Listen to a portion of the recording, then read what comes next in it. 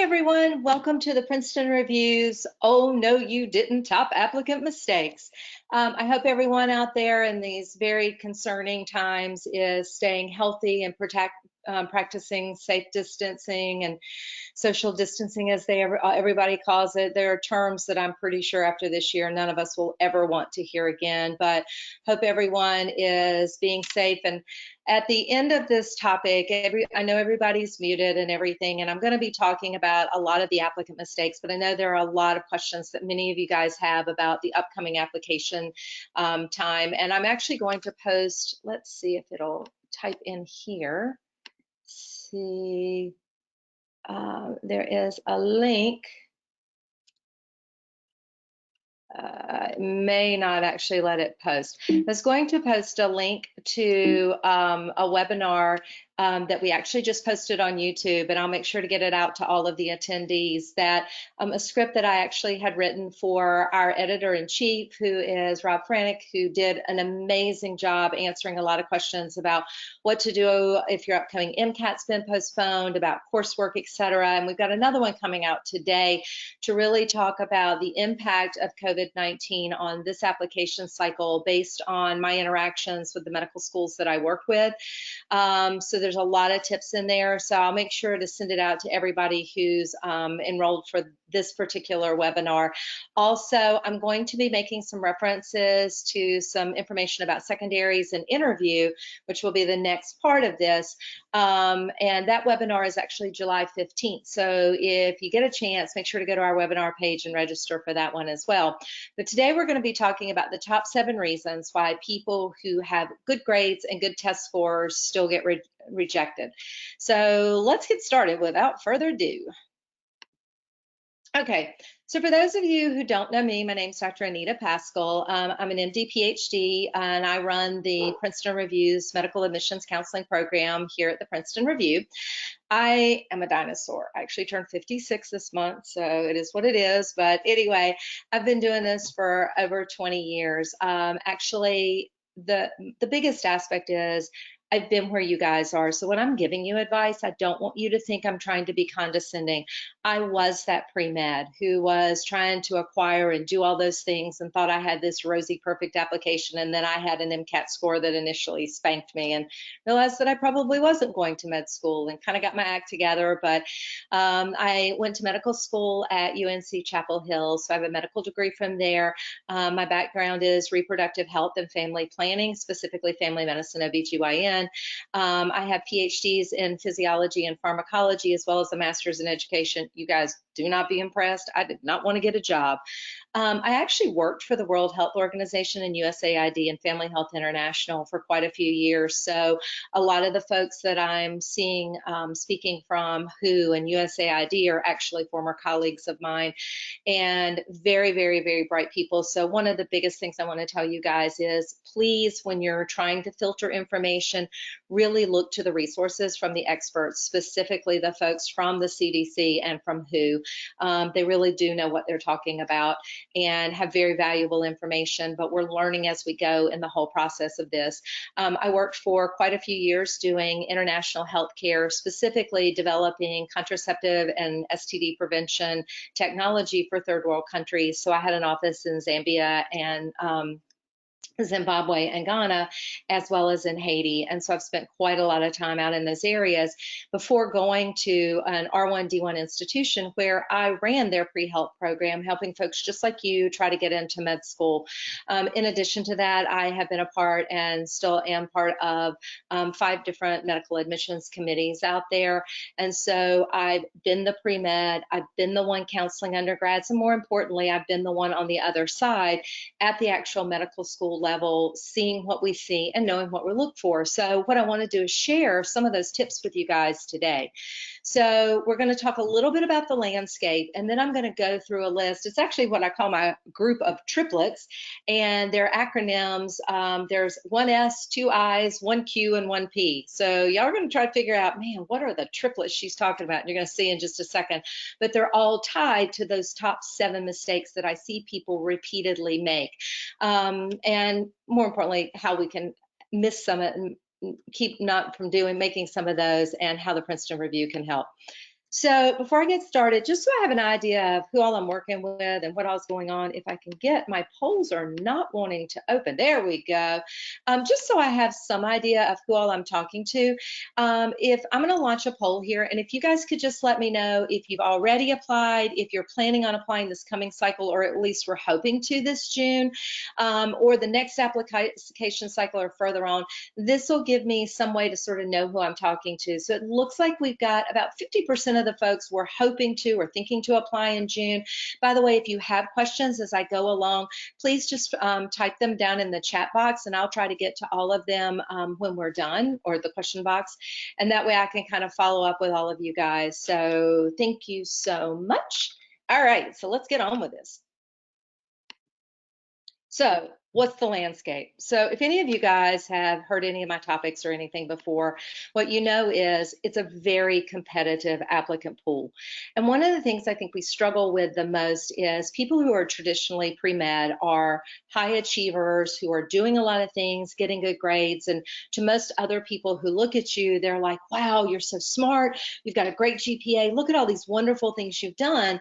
But the analogy that I always use is when you guys went to college, you pretty well knew you were going to be accepted. You were bright, and there weren't great worries. You maybe had a little worry, was I going to get into my top college, but you knew you were going to get accepted. It's not always that way with medical school. When you're looking at about 53,000 applicants, there are only about 21,000 slots. So of everyone who applies, about 41%, and on a given year, it's usually, somewhere between 40 and 42% of people actually get accepted. What that means is more people are going to get denied than get accepted. And this is the really important part. So if the acceptance rate is around 40% and 60% get denied, here's the important thing. Of that 60%, 50% of those kids have strong GPAs and strong MCAT scores and still get denied. What's the reason for that? And that's that whole part of what we're going to talk about, those most common mistakes that we see. Well, the first thing we know is that the numbers are continuing to rise. Every year we're seeing more and more applicants for similar number of spots, and the competitiveness of those applicants continues to go up every year. I'm going to tell you, when I'm reviewing at the med school level, there are times where it amazes me. The stats last year showed that the average number of research hours for a matriculate was 1,400 hours. I'm like, how in the world do kids at this age acquire so much research, so much clinical, so much service, and still keep their sanity and enjoy their academic career? So what we've seen is, if you're comparing the number of applicants and matriculants, that year after year we're seeing the same thing, that the GPA and the test scores are going up of the applicants, but what we're also seeing is so are the matriculants. So if you look at last year, the average MCAT for a matriculate was 511. And we always say, 509, 510 gets you through a screen. Well, the average matriculate had a GPA, an MCAT of 511, and the GPA of about 372, between 365 and 375 is what we always say, to make up that 41% of people accepted. Now, remember, we already talked about that it is kind of a numbers game, because the average school is going to get, if you compare overall for all the schools, about 10,000 applications for roughly 100 to 120 slots. So they've got to whittle down that 10,000. So the first level screen is typically an electronic screen, and they're going to screen on your GPA and your test score. So out the gate, you may have phenomenal experiences. You may have been an EMT for 6 years, and you volunteered abroad, and you did mission trips and everything, but your GPA or your MCAT score may just not be there, and it may not make the screens. We may never see. So we know that about 32% of that 60% who get rejected have MCAT scores that are below 506, 508. They get rejected due to that. About 18% had GPAs below 3.4 to 3.5. And if you remember, when we looked before, the average applicant is about a 3.4 to a 3.5. So we're losing a lot of folks then. And this is where I often struggle with the students that I work with, because they're like, I just really want to get my application out there. Well, we're going to talk a little bit later on that if you apply and you're not meeting the metrics, you're probably going to be right back there the next year. And as a reapplicant, we see two things. The reapplicants screening standards are higher than first-time applicants for most schools, and we are seeing more and more schools not reviewing applicants or automatically rejecting the first year after they're denied if they immediately reapply. And the reason is we're expecting you to fix the reasons that you didn't get in. So this 32 and this 18% make up about 50% of that 60% who get rejected. Well, what about the other 50%? Why are they getting rejected? So here's our first triple S, SSS, Special Snowflake Syndrome. And this is not meaning to sound condescending, okay? It is to don't overestimate your strengths. Again, like I told you, we often say that it's like going from college athletics to pro when you want to go from college into medical school. Strong, good applicant athletes may get a nod from a college or may have an opportunity to walk on. But the number of those college athletes who actually can go into the pros and be successful is infinitesimally small. It's kind of the same way you should think about getting into med school. So you want to be able to know not only what you bring to the table, but how you're going to brand yourself, because everybody that we see is typically bringing the same things: college, hospital volunteering, great GPA, and a good MCAT score, and they did a mission trip with Global Medical Brigades or whatever this group. We're seeing a lot of the same stuff, which is great because you do need to put that in your application. But then how you articulate that, how you present that, and how you make yourself stand out. What's unique about you?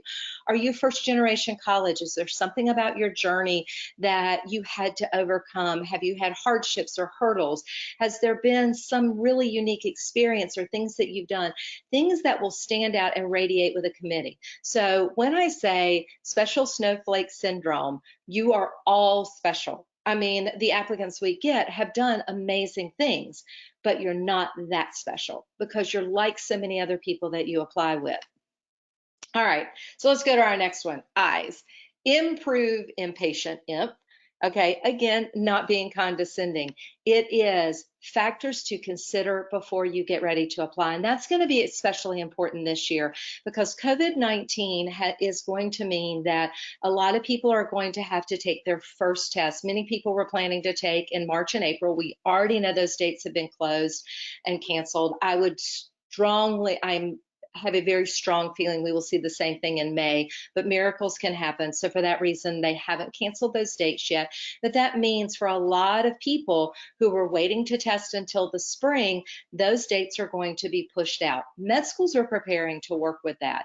But then there are all other kinds of factors that come in there. A lot of people are kind of in a panic now because they were like, oh my goodness, all the shadowing I was going to get, all the service I was going to get, I'm not going to be able to do it now.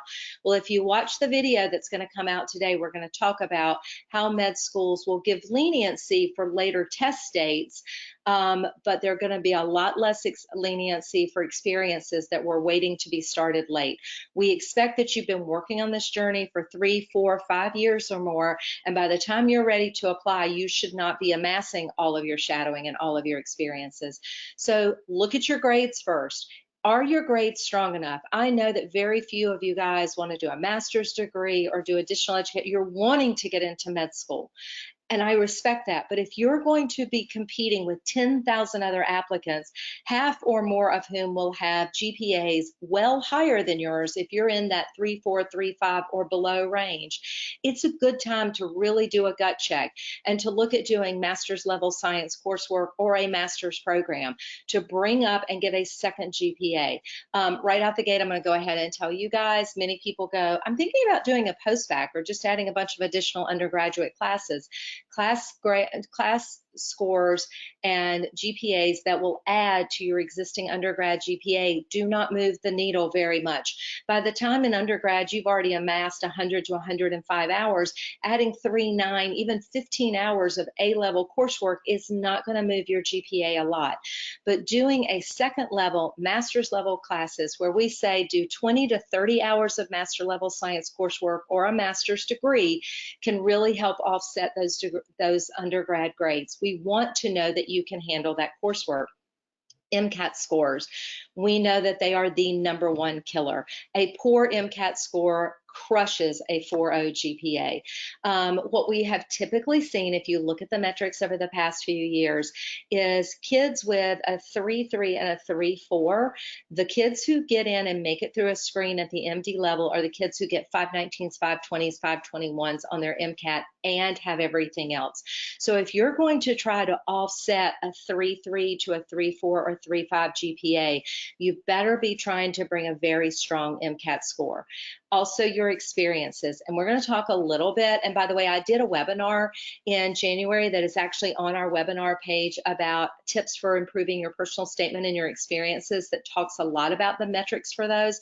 Also, the Princeton Review has a free portfolio tool. Go to my medical admissions website, download that free medical admissions tool, and it actually has a portfolio which not only helps you know what to track, how to enter it, but also gives you tips on how much of each one of those things you should be gathering. And it's free to you guys, and you get information from us.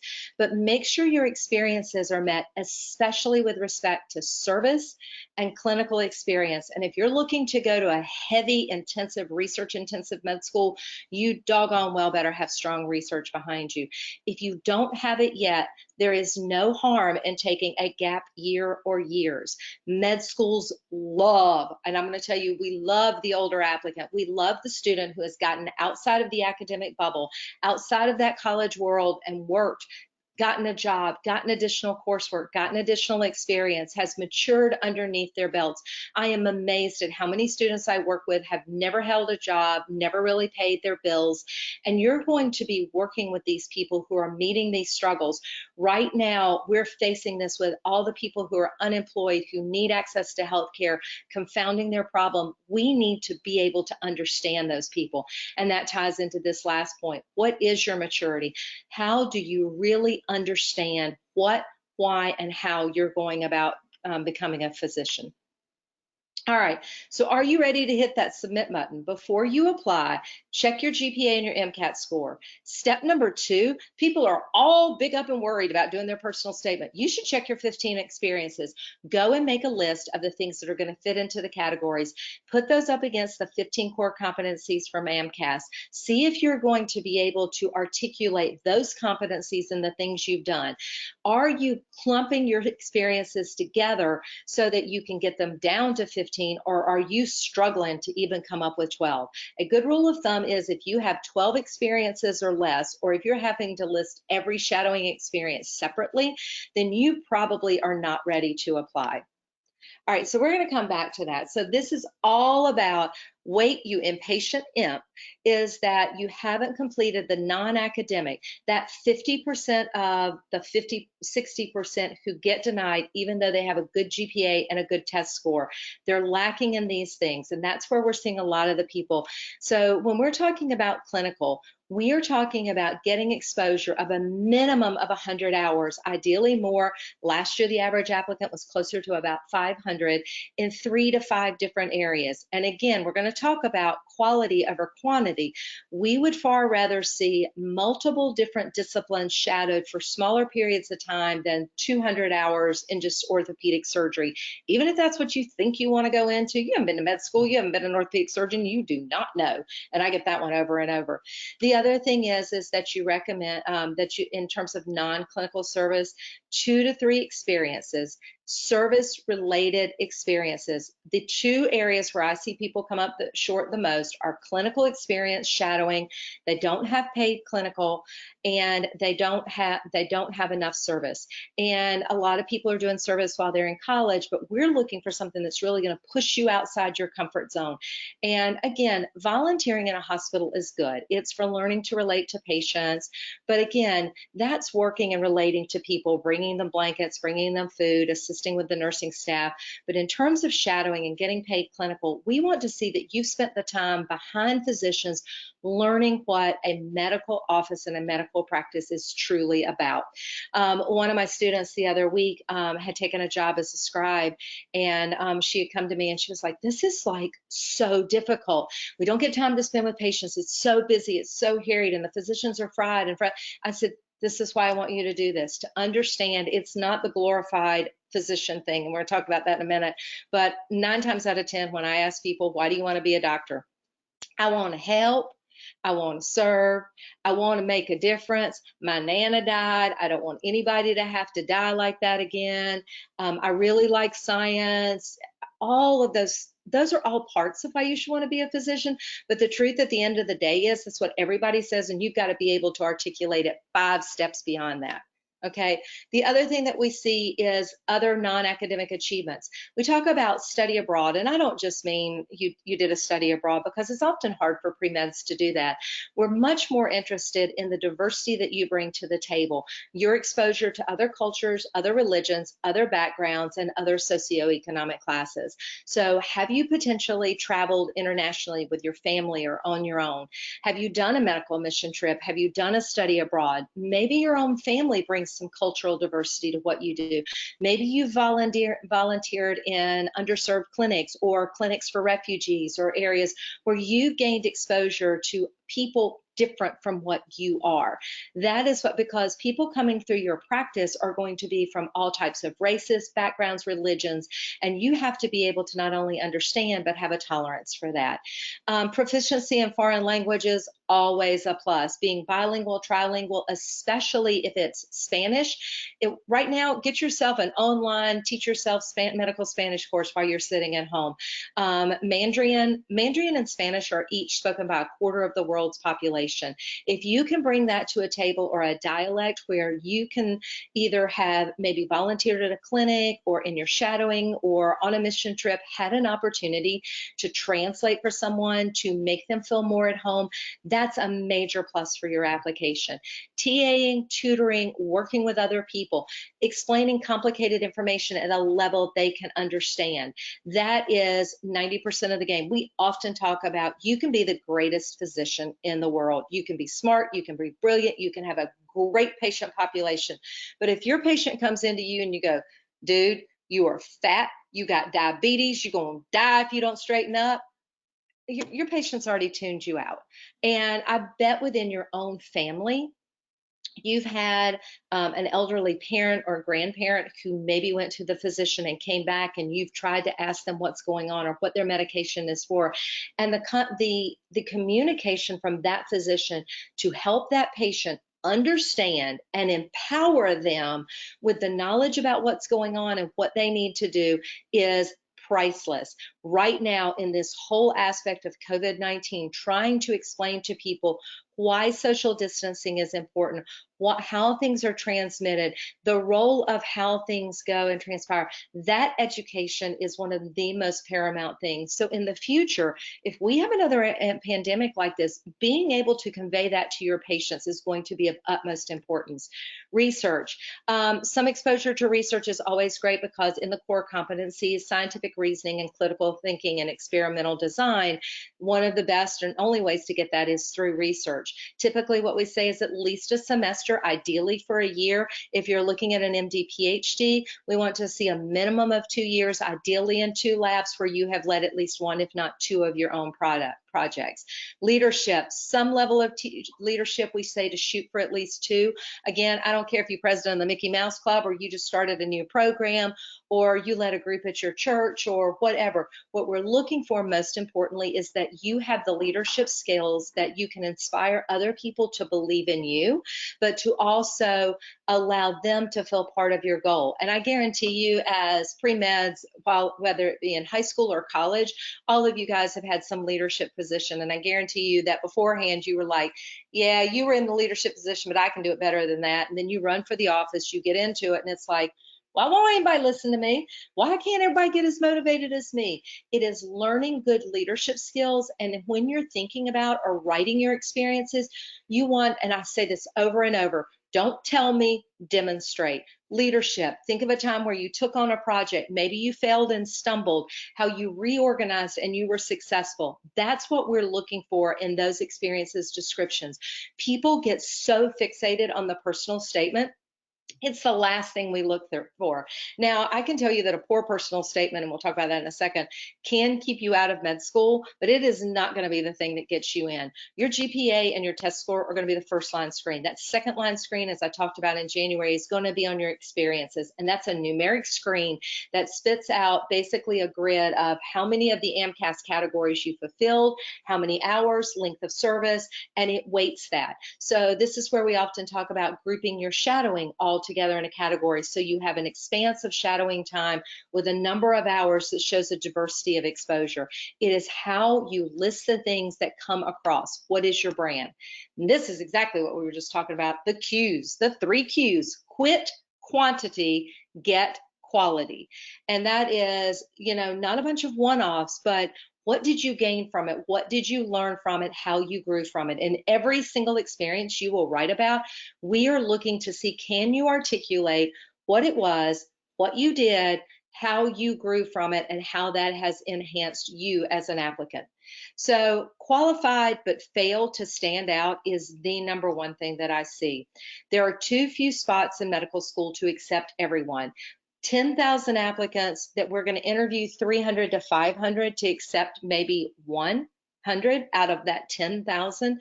You've got such a small chance. You've got to find a way to stand out. We talk over and over and over about creating your brand. So sit down and think about what you bring to the table. Again, you must be unique and you must demonstrate it, what you are going to bring to a class, because I can tell you, when we're scanning and considering who to interview, and when we interview, and when we're at the committee level, time after time after time, it's not just the type of physician they're going to be, but how are they going to fit into our class? What unique things are they going to bring into the class?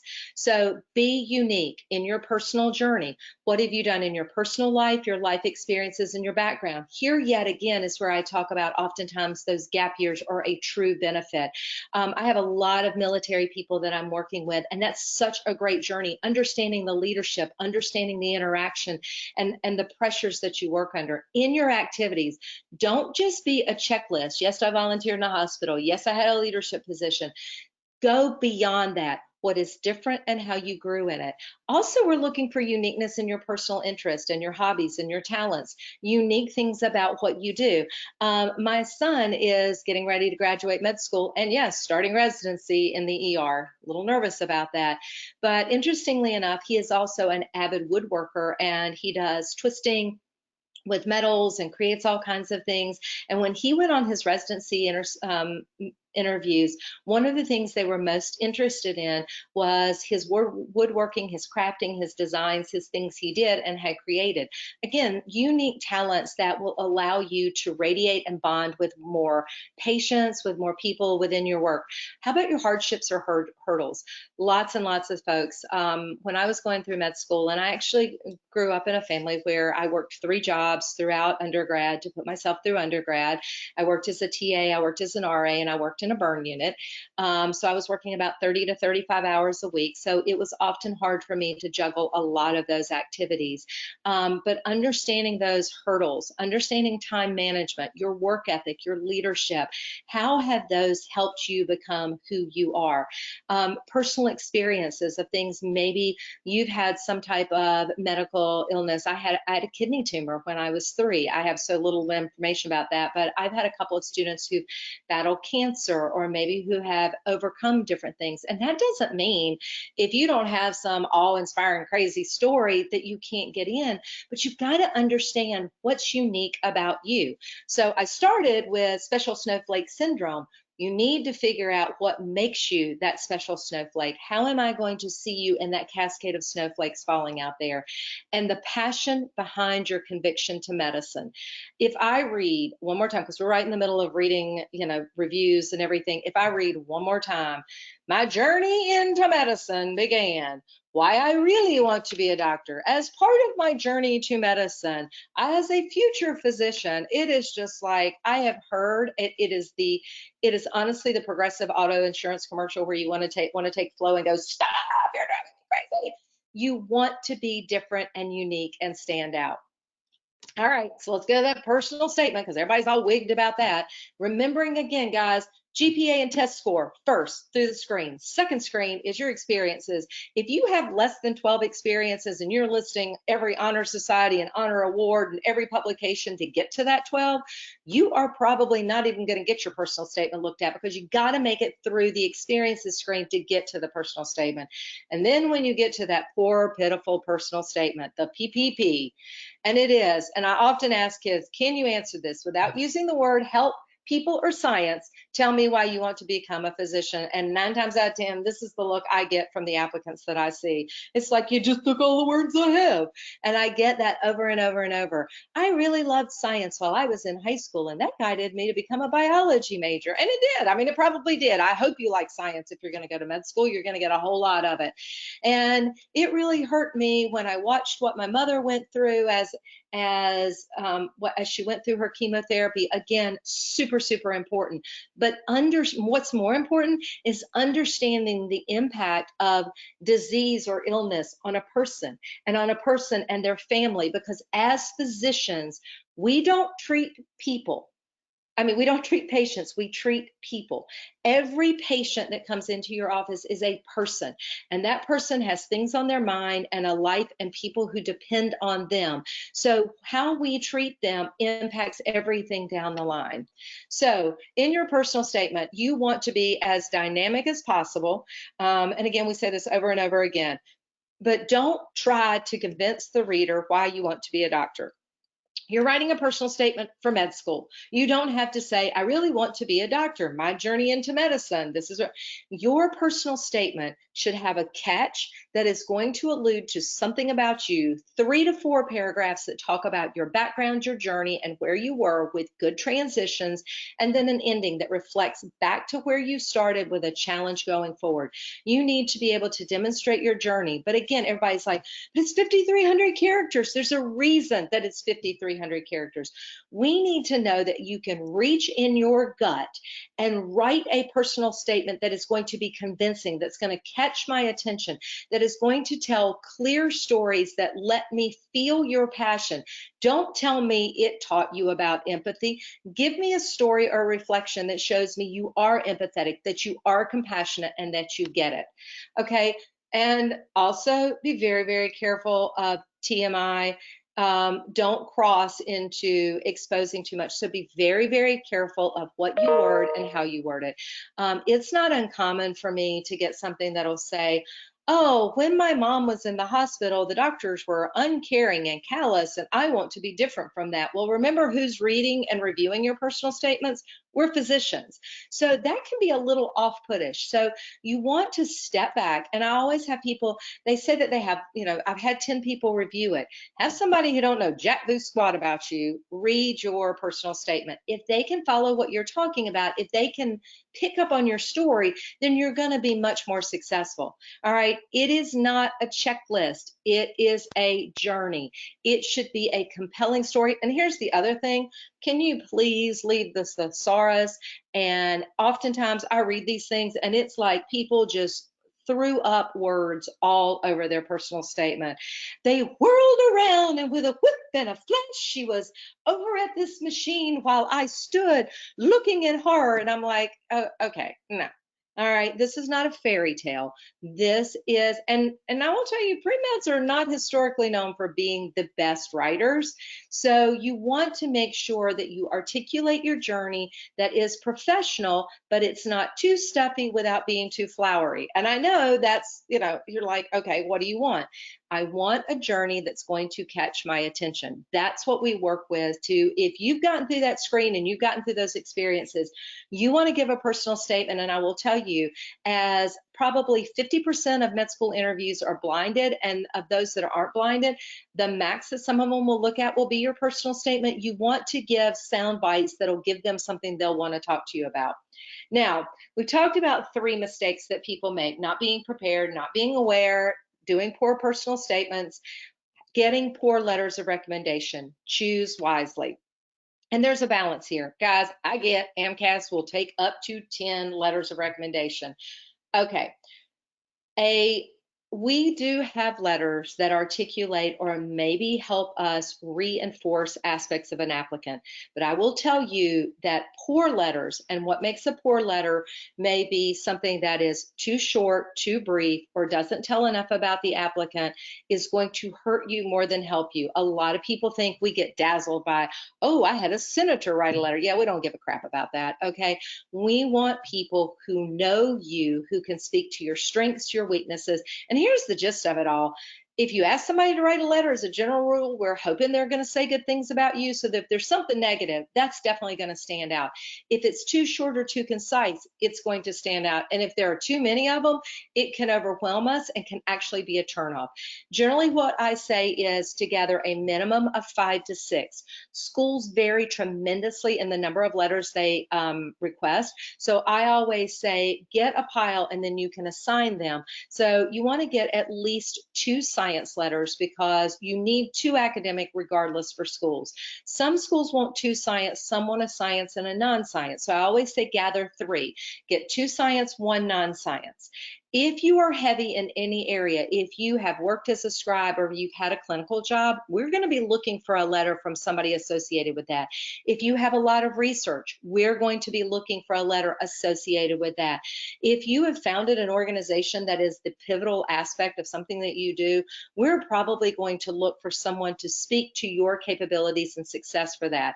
So as a general rule, 2 to 3 academic, 2 science, 1 non-science, and then 2 to 3 max in those other areas. By the way, if you're planning or potentially planning to apply to osteopathic programs, every osteopathic program wants to know why DO. And with that in mind, about 50% of those are going to want a DO letter. And again, we want to understand that you're applying to osteopathic programs other than just because increasing your chances, they may take a lower GPA and a lower MCAT. We want to know you're going to be committed to the field. So do your research. There's a website called Doctors That DO, and there's actually a tab that says find a DO. Do the legwork, find a DO, and try to shadow them. Again, it's going to be harder, and especially with COVID-19, I look for osteopathic programs to extend the time in which they will accept DO letters in this upcoming cycle only. Applying to the wrong schools, number 5. I see this over and over and over. Students often fail to put the research into this. And it's so funny because I'm like, I think y'all spend more time Googling for a pair of sneakers than you do where you're going to go to med school. You should sit down and make yourself a grid. You should look at all aspects. Do I want to be in this part of the country? What are the acceptance rates? Where do I fall with respect to their test score and their GPA? And I always tell people, shoot for their median. Don't look at their ranges. Okay, what we say is that a reach school, if it is a private school, is going to be 2 to 3 points above your MCAT score and 1 point above your GPA. If it is an in-state, state-supported school, a reach school is going to be 4 to 5 points above your GPA. So let's say a school, an in-state, state-supported school's average MCAT score is a 512, and you're out of state to that school, then the median is actually more like 514. And so a reach in-state school for you would be more like 514, 516. Okay, so keep that in mind. If you're a 514 and you're looking at an in-state school, then about 512. Okay, a reach will probably be closer for you at 515, 516. All right, look at more than just the GPA and the MCAT.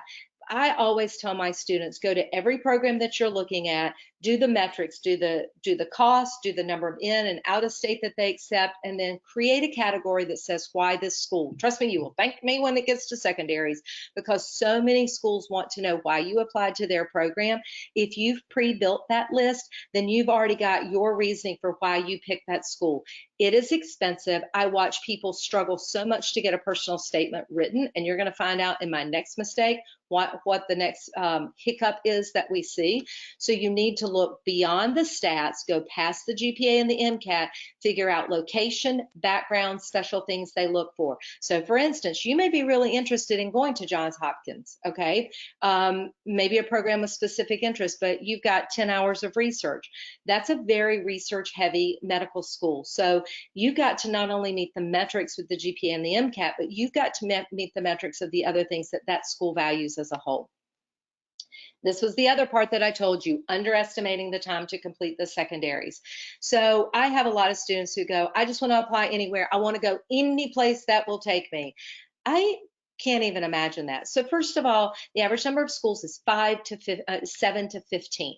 Okay, people struggle to compose a 5,300 character personal statement and write their experiences. Well, what you need to understand is that about 85 to 90% of schools now automatically generate secondaries. So the rule of thumb is AMCAS opens the end of May for submission. Nothing is happening with your application with respect to those medical schools in June. AMCAS is using that time to verify everything you put in your application. They're looking at all of the classes you input. They're looking at to make sure that your character counts, everything looks right, and verifying that information. Then the end of the end of June, they will make applications visible to all of the medical schools. About 85 to 90% of schools, because we get so many applications, automatically just do a self-check of, oh, this person applied, send them a secondary. There are no guarantees. Read every bit of that, okay? Getting a secondary does not mean a school has looked at you or even considered you. It is just an offer to do the next part. Just like AMCAS opens up all of their schools that you can apply to, whether you're qualified or not, it's the same on the other side. They may send you a secondary for an additional amount of money to come to our admissions office, but there is no guarantee that your secondary will be looked at or that puts you any higher in the pool. It's automatically generated. The med schools, because they've got to go through so many schools, want to get those secondaries out there so they can get them back, so they can start the process of eliminating or pulling people in potentially for an interview. So they may have a whole pool of people who all have the secondaries, but none of these people made the screen. So that secondary is not important. They get put over here, either in the deny or the waitlisted for potential maybe interview. And then these people over here are the ones where they decide if they're going to interview them. So when AMCAS opens to the schools in July, there will be a huge influx of secondary opportunities. So not only is that more cash out of your pocket, but the average med school asks for 3 to 5 additional essays that can be anywhere from 500 to 5,000 characters. So think of the time it took you to write your personal statement. If you apply to 25 schools and you get 25 secondaries, and every secondary has 4 essays, and we want you to return those secondaries in somewhere in 2 to 3 weeks, you're looking at using your entire July and August to write roughly 100 essays. We see burnout, we see errors of copy and paste over and over and over again, where people copy and paste from one location to another. I don't know how many times I've been reviewing at the med school level, and it's like, oh, so you want to come here, but I'm really glad that you were really interested in going to George Washington because you've copied and pasted. Now, that doesn't mean that you automatically get dumped into the trash, but it definitely doesn't resonate well. It's kind of like going on a first date with Bob and you call Bob Brian because it's both a B. Okay, we're expecting you to have an attention to detail. All right, so don't rush. Most successful students use the June timeframe to start pre-writing some of those secondaries. There are all types of websites that I share with my students where you can see the prior year's essays. We do typically change them year to year, but there are core essays about what diversity you bring to a program, about hurdles you've overcome, journeys about yourself. Go ahead and start outlining those and pre-writing some of your secondaries. Make a small list of possible connections that you might be able to draw on that why this institution. Again, that metric that I've talked about for creating your school list. Now, remember I told you in July 15th, I'm going to be doing a whole talk about these secondaries, but more importantly, how to not be my third eye, the ignoramus in the interview. So if you make it to the interview process, your interview can actually account for up to 60% of your interview score, of your composite score. So you've made it through the GPA and the MCAT, you've made it through the experiences, we liked your personal statement and your essays, and then you get to the interview and it is, and I see more and more students toasted on this one. Okay, and it is everything. Most people get so caught up in just a word vomit of a speech out to us that is cold and impersonal, and they forget about the way that they look. We had a girl last year who showed up, and I'm pretty sure she was going to a bar after she came for her interview. She had on a skirt so short that when she sat down, everybody in the room, and they were talking about it, could tell you what color panties she had on. And we've had guys show up, no suit, no tie, no jacket, in like a polo shirt and a pair of pants. And you may not own a suit, you may not have a collared shirt, but this is the time that you need to, if you can't afford it, there are a lot of secondhand shops, get it tailored. This is your opportunity to shine, get a haircut, think about the way you look. Oftentimes, and I will talk more about this in my town hall about interviews, people think about it and it's like, it is time after time after time. We come in and it looks like a bunch of little robots. We got a bunch of people in a dark suit, white shirt, red or black tie, a bunch of little penguins all sitting in the room. Everybody looks exactly alike. Nobody stands out. So it's how you present yourself, how you carry yourself. Do you extend a hand? Do you extend a greeting? How you answer the question. So blowing your interview can be dressed inappropriately, being unprepared, not being able to articulate why you want to be a physician, poor eye contact. It drives me crazy, okay? When I feel like I'm having to pull answers out of people, when I ask a question and they're going, well, I'd like to, or you got somebody who's sitting with a pen going, or rocking in the chair or whatever. And I'm really bad. And I'm sure you guys have picked up on this. I look like I'm bringing in a plane 9 times out of 10. So when I do that talk in July, I will talk to you about finding what we call a home base, where you sit and maybe you'll explain an answer. We are looking at what type of rapport you may be able to establish with a patient. Are you boring? Are you engaging? Can you articulate your passion? Those are things that you need to be prepared for in advance. It's what I work with in my interview prep with my students to try to help them know who they are, what they bring to the table, and how they articulate that. All right. Being too certain about a specific specialty, get this all the time. Have you thought about what you want to do? Or being too confident or arrogant in your answers? Big things. Don't ever do things like, unlike other pre-med students, I chose to major in German. Yeah, okay, so that doesn't make you all that in a bag of chips. You ain't a special snowflake because you did that. It is just being able to speak to what you bring to the table, or saying things like, unlike my family physician, I want to be a better doctor. Yeah, that's not going to resonate well with us. Or saying something like, I want to be an orthopedic surgeon so that I can have more control over my patient's outcome versus just being a family doc. Well, you don't know, you may be sitting across the table from a family physician. All right, so, and being unprepared to talk about something. There will always be times, and I've often shared this, and I will talk about it in my talk in July, but I remember when I interviewed at UNC Chapel Hill, and I interviewed with the dean for med school, and we're like grooving. I'm thinking, I got this. And we're halfway through the interview, and he reaches in his drawer and he pulls out a picture and he sets it on the table, and he looks at me and he goes, what do you see in that picture? And I'm like, oh, great. So there are 2 people standing on a dock fishing and a couple of birds. And I'm going, what the heck does he want me to?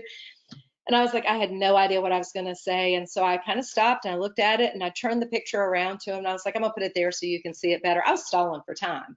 And I looked at him and I said, you know, the truth is I would be willing to bet that you show that to at least 9 out of 10 applicants who come through, right? And you probably get a lot of the same answers. But we're all going to probably pick out something a little bit different. And that's what medicine's about, that there are basic metrics on how you treat people, but you also have to be willing to kind of get that input from other people, or to be able to look just a little bit past something, because that may be what you miss. And I said, so that in this picture, everybody's going to say we see a couple of people fishing, but maybe the perspective is, what were they doing? What brought them there today? What are they talking about? And he looked at me and said, finally, somebody who answered that right. And I went, shoo. Okay, and that's kind of where you're thinking. It is being prepared for anything. You don't want to be overly friendly or too casual, but you don't want to be too stuffy, answering questions too quickly, answering them too long. It is really being prepared with what you bring to the table. And this is the biggest advice I can give you, and I'll give it to you again in July. We ask the same questions over and over. We hear the same answers over and over. It is your job to give me something different so that, and typically we'll review people like 2 to 3 weeks after an interview. What you want to do is if your committee reviewer, who may have reviewed 40 other people since they talked to you, opens your application back up, they go, oh, that's Sally Joe who told me the story about such and such. You want to have ways that you stand out better in their minds. All right, tell your unique story, know your journey, and know what you bring to the table. All right, so a whole bunch of reasons, a whole bunch of triplets, a whole bunch of understanding of why just having a good GPA and a good test score don't always get you through. And making sure that you have the experiences, the background, you're prepared, that you're on time, that you've done the things you need to do. And folks, if you look at your application and you go, my GPA is a little low, my MCAT score, or I didn't get a chance to take it on time, or I need more experiences, there is no harm in taking that additional year. There has never been a student of mine who took a gap year that didn't benefit from it unless they sat on the couch with their feet up doing absolutely nothing. All right. So at the Princeton Review, and right now I know a lot of you guys are doing online courses and everything from home and struggling with that. So if you ever need anything, make sure to check out our tutor.com site with the Princeton Review. We've got 24/7 online tutors that can help you with your homework help to help you get through these times. Obviously, great test scores, our MCAT test prep. We have pretty much anything if you want to prep on your own, to having live online. We used to have seated, that'll be coming back. And by the way, we've just opened our summer immersion programs online as well, so you can get that super intense aspect about it. And then great applications. That's actually my job, to take you from that step of just listing your information to really helping you brand who you are, what you are, and how you get there. And that's the program that I run, our medical and healthcare admissions counseling. So I can help you with everything from your personal application, your secondaries, but most importantly, this is typically what we have, our comprehensive programs. That is everything. And we talked about, most people are like, I got to get my primary in, and overlook the importance of the secondary and their interview prep. And then our premier program is literally that, where you work strictly, solely, only with me, start to finish, with total service for all your secondaries, all your essays, all your interview prep to help you succeed.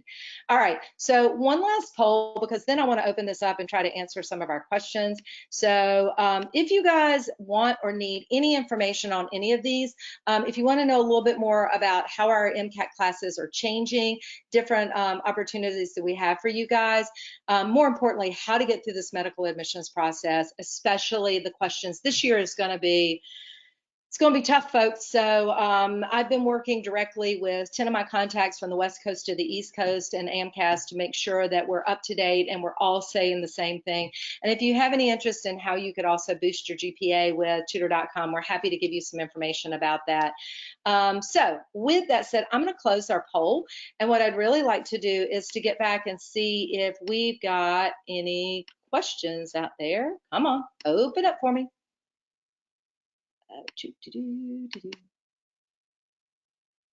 This is where sometimes we can't get these puppies to, there we go, questions. You gonna open for me? Open up, yes, there we go. Okay, so I'm gonna start here. I think you're on mute. Was I on mute for this whole thing? No, I wasn't on mute.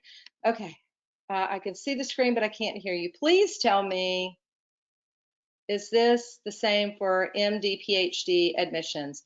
I don't think I was on mute because this seemed to go through. Lots of people have hospital volunteering and experience in shadowing.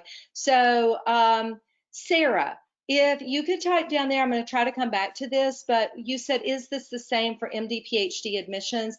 Are you talking about the GPA and the test score, which would be my guess is probably what you were asking about? Typically for MD, PhD, we are looking for MCAT scores that are typically 2 to 3 points above what the median is for a school. So that's actually a very good question, and I didn't talk about that. So we are looking for, our typical MD, PhD applicants are going to be a little higher GPA and a little higher MCAT score, especially that MCAT score. And then we talked about the research that we're looking for. Um, as you mentioned, lots of students have hospital volunteering experiences and shadowing. Should the focus of applicants be to do different experiences and not? Okay, so good question. I'm not saying don't do hospital shadowing or volunteering. That's great for learning patient perspectives, but it is honestly not going to hold that weight with us. It's funny because one of the deans at one of the med schools I worked with used to come through and he'd go, yeah, it's great training if you want to be a stewardess on an air flight because you bring blankets and towels and you help and you interact with people. And trust me, there's nothing wrong with that career.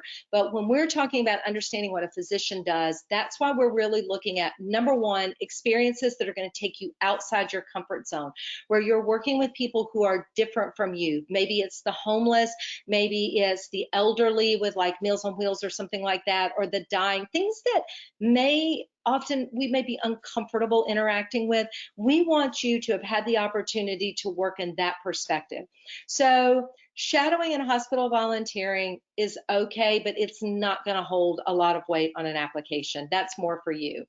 Do the master's versus post-bac nuances apply for non-science undergrads as well? You were double major in cognitive science, so that's why I'm considering taking 3 post. Yes, okay.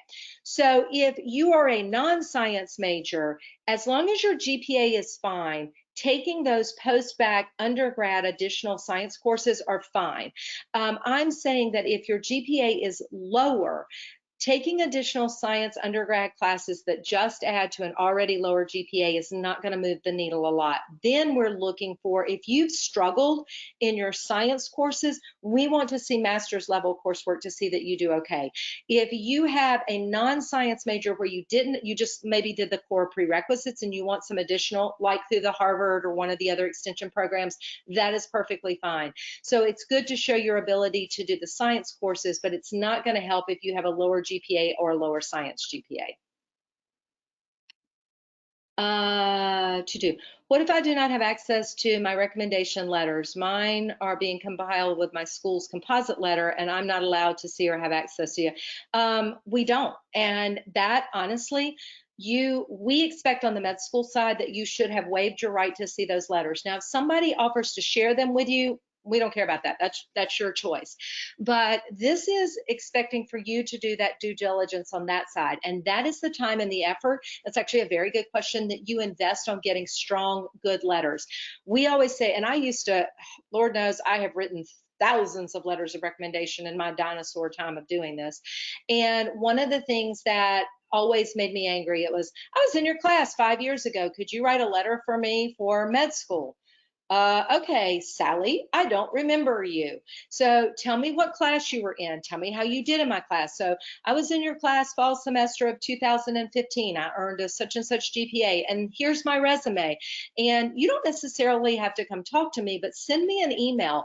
Send me, in addition to it, what I say are 5 to 6 bullet points of things you've done. The time and the energy you invest in providing your letter writer with information is going to be reflected in the quality of letter that you get. It would be the equivalent of one of your professors coming to you and saying, write a letter of recommendation for me, and the only experience you have is seeing them in your class. You need to be able, the more information you give them, the better off you're going to be. And so that's why we say, make sure you pick a professor that you did good in their class, that maybe they knew you, that somebody has seen or has experience with you. Avoid family friends, avoid your family doctor, avoid having your priest or your rabbi unless they intuitively know your length of service. Maybe they did a mission trip with you, but not just to say they were in your parish or they were your doctor or whatever. That holds zero weight with us. In regards to letters of recommendation, scribed over 500 hours, you go, yes, but I didn't have the opportunity to develop a strong relationship with many of the physicians, except maybe one. However, that was 2 years ago. I did continue to connect with an absolutely. This letter, you ask if an NP letter who you worked with strongly will have as much effect as an MD. Absolutely. We are looking for them to be able to articulate who you are. So again, what I said was, I don't care. We don't care if it's the president of the hospital. If he don't know jack squat about you, I would far rather see a letter from somebody who has worked with you extensively. So absolutely, go back and go for that letter over just one of the physicians out there. Do you recommend particular accomplishments in your talents, interests, or just being able to describe how you fulfill them? Two aspects about that. We are typically looking to see if you have indoor and outdoor hobbies. One of the reasons behind that is med school is very stressful. And so we're looking for people. I honestly onboarded somebody the other day, and I always ask, what are their hobbies and their interests? And they said, I don't have any. And I was going, that's really sad. Like, you don't have any interest in anything you do? I mean, while we're all on lockdown right now, can you imagine? You can see back here, we're actually building a house, which I'm thinking we'll probably be in about 2 years at the rate we're going now, but we're like packing up and wherever we are. And what are your hobbies? What do you do? I mean, so I love yoga and meditation. So that's a big part of my daily life. Getting outside, running, taking walks. Are you interested in, we're going to go out and shoot basketball? What are your interests? So we'd like to have unique interests, unique backgrounds. I always, some of the most memorable interviews I've had are with people. I had somebody the other week who plays 8 instruments, including the ukulele and the bass, and talking about how she went into the VA and played her ukulele for the veterans and how she bonded with people. I thought that was so super cool. I've played the piano for 13 years. So you find things. So we're looking at, do you have interest in hobbies that might connect with patients? And then also, do you have hobbies that you can do indoors and outdoors? Perchance you're stuck in a snowstorm, or so we're looking, do you have outlets and do you have ways that you would relate to other patients? Do you recommend talking about a personal medical journey in your personal statement? Absolutely, but don't let it be the whole focus, and don't let it be something other than you. I read a personal statement the other day, and the whole personal statement was about some patient that they had encountered, and I honestly felt like it was Mary, the patient's personal statement, than the person who was writing about it. Do not become so top heavy on any one particular topic that it overweighs. And the other thing is, make sure that you complete the connection. If you allude to something and you don't give me additional information about what was going on, I will spend the rest of your personal statement looking for the answer to that question. So make sure you provide enough information. What do you say about pass-fail for non-prereqs? Okay, so actually that link that I'm going to send to all of you guys talks about coursework, and specifically, so the first thing is most schools do not want to take online coursework, but because all classes, at least for spring, and I think, and we've talked about it, most med schools are looking at that if summer classes are being taken or going to have to be taken, we would prefer you avoid taking summer classes this year, but if you have to take them to complete your degree, or maybe you're doing a dual degree, that we know that they're going to have to accept an aliquot that are online. In terms of pass-fail, any non-prerequisite class is perfectly fine to be taken pass-fail if your school allows it. But in terms of prereqs, if at all possible, do not take any of those pass-fail. The reason is they look at those as indicators of your performance in medical school, and you run the risk, and the med schools have already said this, if your school is only offering, you have no option, you can't take it for a grade or pass-fail, you have to take it pass-fail, and you have a prereq, you run the potential that a med school may give you a conditional acceptance, which is they may accept you and then say, on the condition that you repeat this course prior to matriculating, prior to starting, for a grade. Acceptance data, I don't know what that question was, so hopefully acceptance data may be relating to MD, PhD. If you're talking about those reasons that keep them out, yes, that is part of it. Where can we find the AMCAS experience categories? That is actually, if you Google for AMCAS core competencies, it will bring you to the website that lists those 15. Now, here's the thing, they give 15 experiences, guys, that's not a one-to-one.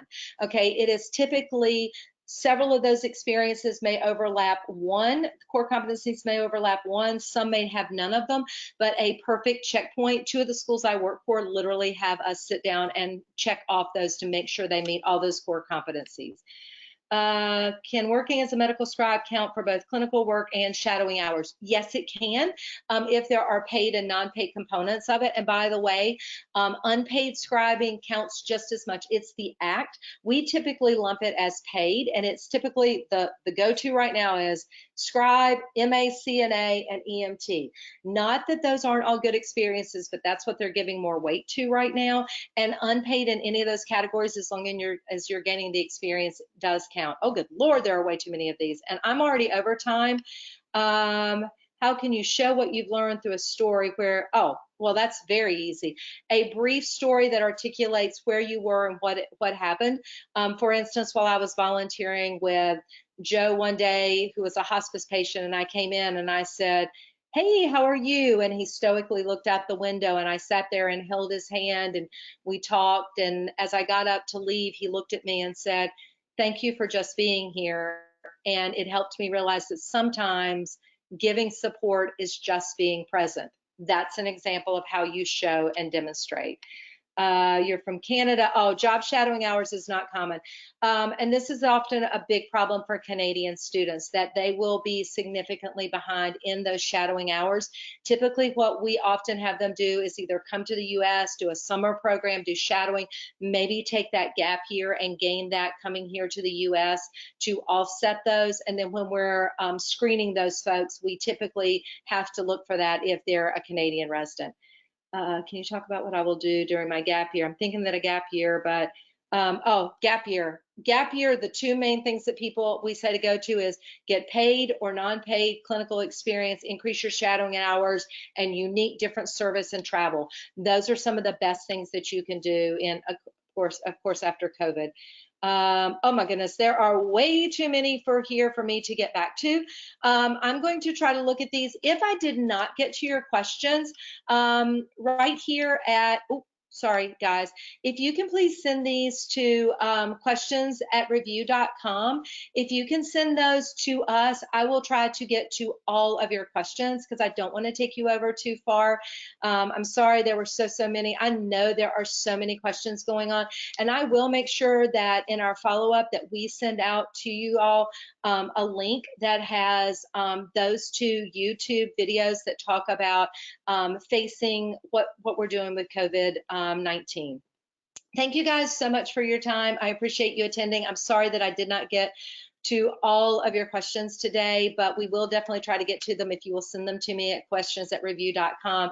Thank you so much. Again, if you're interested in working with me or a member of my team in the comprehensive package, please reach out to us. We would love to help you, especially this year and beyond. Thanks so much and have a great day.